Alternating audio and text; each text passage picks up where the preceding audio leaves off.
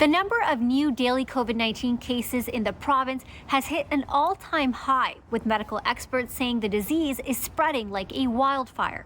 It has hit my family as well. While the numbers are concerning, infectious disease specialist Dr. Anna Banerjee says there is still reason to be hopeful.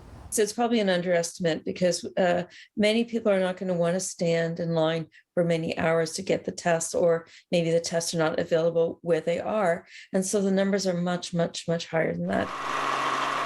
Ontario is reporting over 9,500 cases today, breaking all previous records. But as infectious disease specialist Dr. Anna Banerjee says, the number is probably much higher than that. That being said, the strain on hospitals is markedly lower in the fourth wave. People are getting sick, and some people are getting sicker. Some people are getting mild illness, but it's not the same as it was. And we're not seeing this huge surge in ICU beds. And I find that very, very reassuring. 508 people are currently hospitalized in the province, compared to nearly 2,000 during the peak of the third wave in April. Earlier this week, my family also tested positive for COVID-19.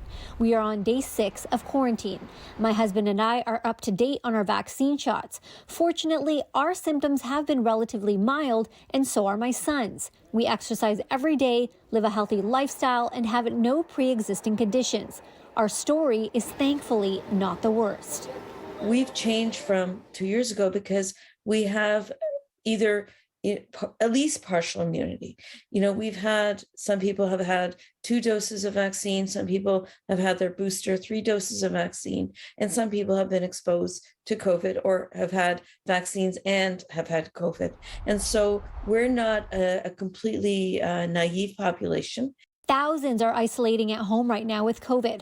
Dr. Banerjee says rest and fluids are the most important for those experiencing mild symptoms, and offers this advice as well if you do test positive. One of the big things is not to let the anxiety impact you. Banerjee acknowledges some people are still getting really sick, which is why we need to continue to be careful, even if our own symptoms seem manageable. There's enough people who are elderly, enough people out there that are vulnerable. So anyone who has mild symptoms should just stay at home. This battle, it seems like we're right in the middle of it, but I think it's going to end sooner than expected because COVID's so rapidly spreading. But I'm hopeful for the future. Dr. Banerjee says anyone with even mild symptoms like a runny nose should stay at home.